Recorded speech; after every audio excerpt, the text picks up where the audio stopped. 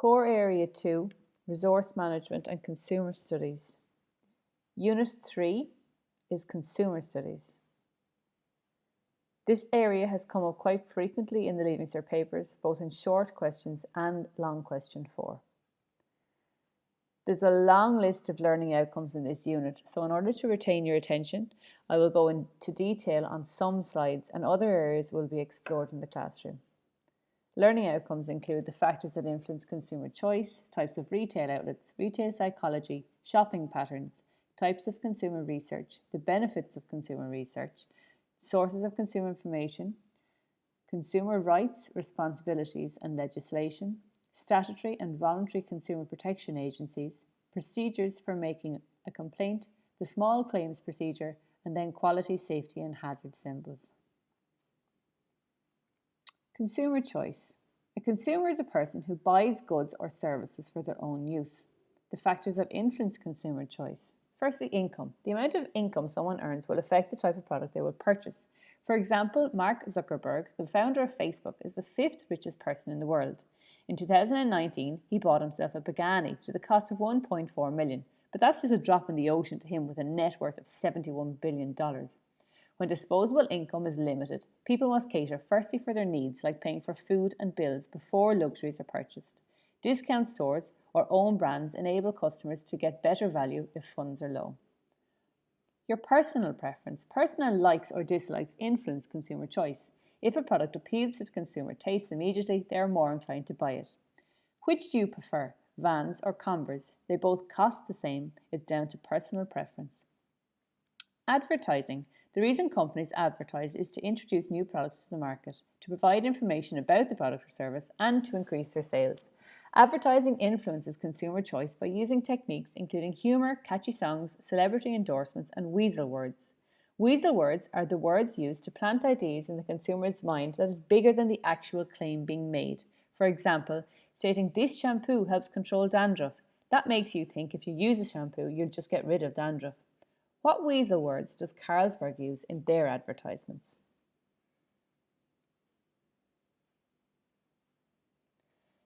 Marketing.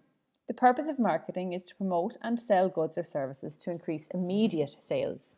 Marketing influences consumer choice by using techniques like sale promotions, buy two for the price of one, in-store tasting sessions, and loyalty cards.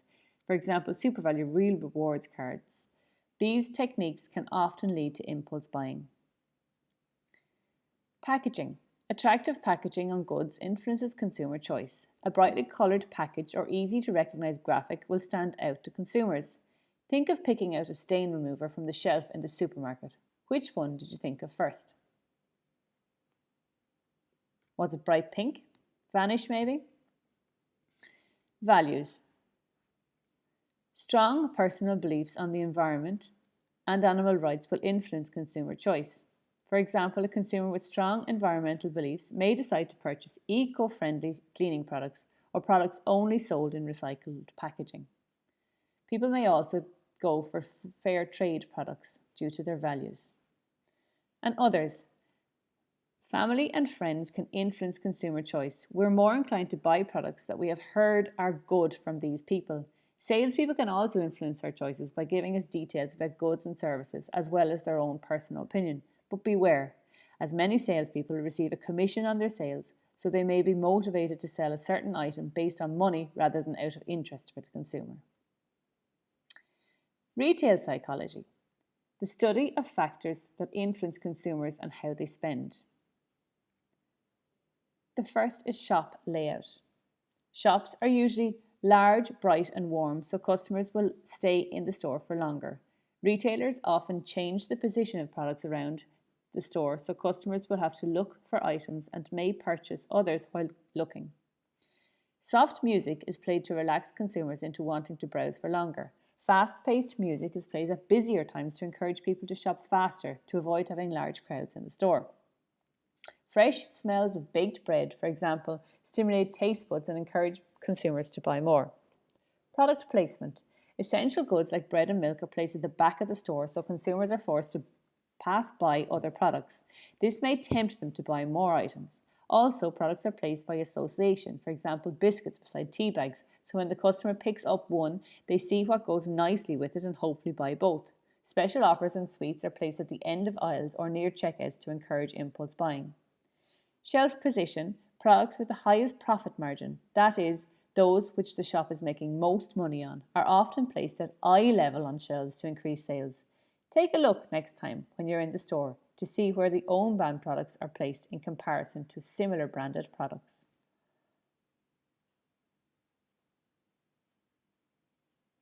Goods are often priced to make customers feel they are getting better value for money, for example 99 cents instead of €1. Food samples. If customers get to taste a product, they're more likely to buy it. Demonstrations in store often also include money off vouchers to encourage them to buy the product. When shoppers are part of a loyalty scheme and earn points each time they shop, they are less likely to shop in different stores.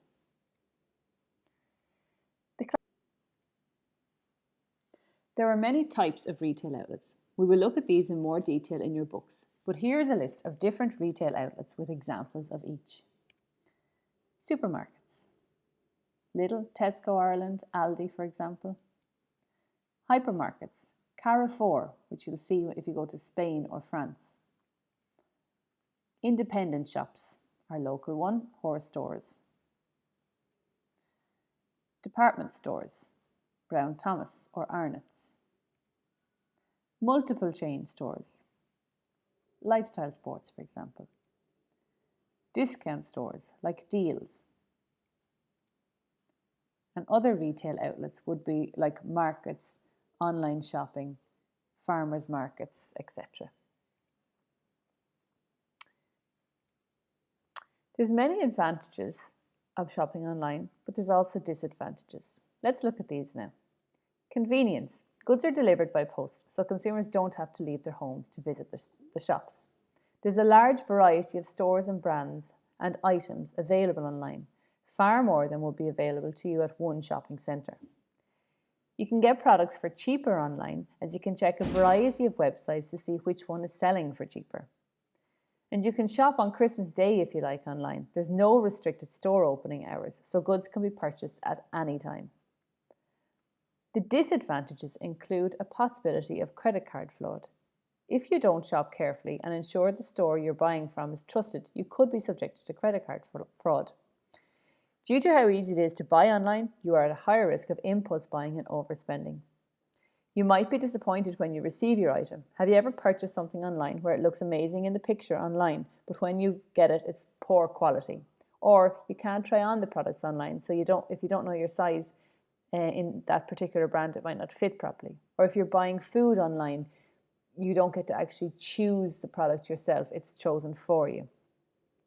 And finally, postage. It can take quite a bit of time for some products depending on what you're buying and where you're buying it from, so it can take some time to actually receive your item. And the cost, postage charges can also often increase the overall price of the product, and one should factor in the cost of returning the item, as some stores don't pay for return shopping.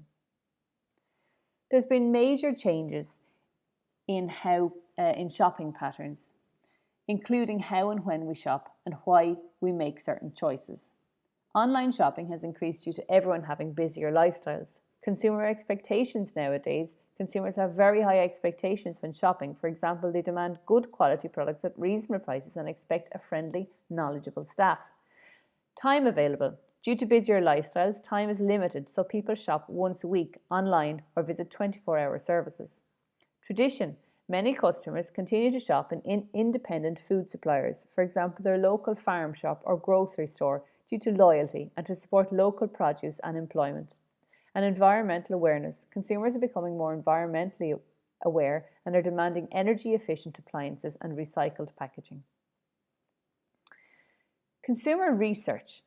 This involves the collection, processing and analysis of information from consumers about their needs and wants.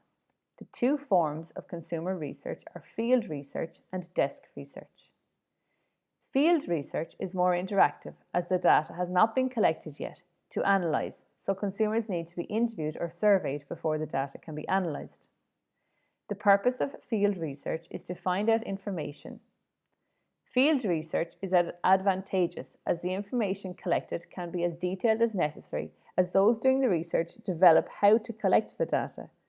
The information is current and it's accurate. However, the information can be time-consuming to collect and therefore can be expensive to carry out, as numerous people are needed to hand out questionnaires or interviews and to then calculate the findings. Desk research involves collecting data and information that already exists but has not been collated. This can be obtained from a variety of informative sources, including the internet, newspapers, and company reports. It's used to find out information such as who are the company's competitors and what are the market trends in sales of the product. Desk research is good as the information can be collected quickly and it's an inexpensive form of research. The disadvantage of desk research are that the information available can be quite general and lacking in detail. It may not be specific to the researcher's needs. Also, the information might not be current. The benefits of consumer research for the retailer. Consumer expectations are used to develop goods and services that will sell. It reduces financial risk of launching a new product or service as retailers can identify if it is needed on the market. This avoids investing in a product or service that won't sell. Overproduction is avoided as retailers can determine the market size for each product. And it helps to decide for the price of the good or product or service, as consumers will have been asked what they would expect to pay during field research. The advantages of consumer research for the consumer. If the consumer research reveals a competitor's brand is more popular, it may influence retailers to produce a better product or drop their prices. This will benefit the consumer as quality of products or services is improved and/or they are getting better value for their money. Needs and wants of the consumer are identified so retailers can make specific products or services to meet consumer requirements. For example, milk being fortified with omega-3 fatty acids. The sources of consumer information include other people or word of mouth. These provide unbiased, truthful information based on actual experience of products or services. Manufacturers' leaflets often supply detailed information about products like instructions for use or assembly. Advertising provides limited information about products or services but tend to be biased in the favour of what is being advertised. Showrooms or exhibitions, for example the Ideal Homes exhibition, can offer in-depth knowledge about products on display. Magazines, newspapers, TV and radio programs can give detailed information regarding price, style of features. They can also offer comparisons on products to enable consumers to make more informed decisions. And salespeople offer in-depth knowledge about products or services. However, opinions can be biased due to the commission rates available to salespeople.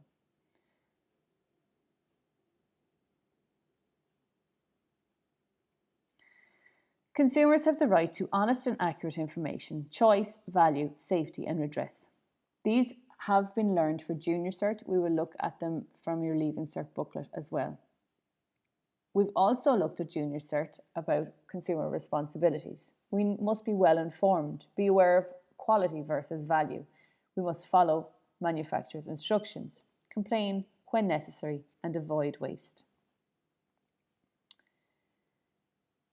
Consumer rights are protected by laws. Legislation is required so consumers are not exploited by retailers or manufacturers. Consumer legislation that we will study in this unit includes Sale of Goods Supply Services Act 1980, the Electronic Commerce Act 2000, the Consumer Protection Act 2007 and the Consumer Credit Act of 1995. These laws are very information dense, so we will explore them in detail during class time rather than at this point of the presentation. Statutory consumer protection agencies include the Competition and Consumer Protection Commission, the Office of the Ombudsman, Consumer Citizens Information Board, National Standards Authority of Ireland and the European Consumer Centre Ireland. These are statutory, run by the state, and they protect the consumer. Voluntary organisations are the Consumer Association of Ireland and the Advertising Standards Authority of Ireland. If you need to make a complaint, there is a certain procedure that should be followed. The first thing should be that you would return to the shop as soon as possible once you notice the fault. You should bring all relevant documents with you, for example, proof of purchase and the item that's faulty if it's small enough to bring. You should initially complain in person to person, and you can follow this up then by speaking to a manager or with a letter of complaint. And if this has not reached your full satisfaction, then you can seek advice from consumer bodies like Consumer Association of Ireland. The small claims procedure aims to provide an inexpensive, fast and easy way for consumers to resolve disputes with retailers without the need to employ a solicitor. It deals with claims up to €2,000. The procedure involves the claimant filing an application form and paying €25 to have it processed. The complaint is then registered and a notice is sent to the respondent, i.e. the person or business against whom the claim is filed.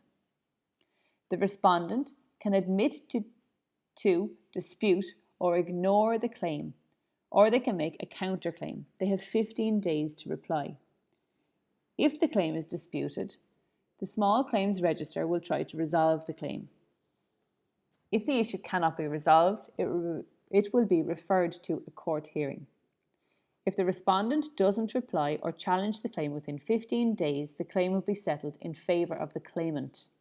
The benefits of the small claims procedure is that it is quick, inexpensive and easy, as no solicitor is needed. And the final thing we will look at in this unit is quality and safety symbols. The quality symbols are the Q mark, British Standards Institution and Guaranteed Irish.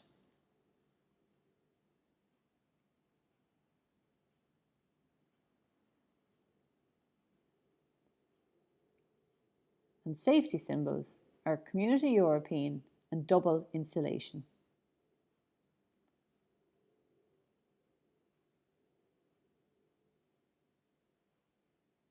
This marks the end of the presentation, and now we will look in further detail at some other areas from the book.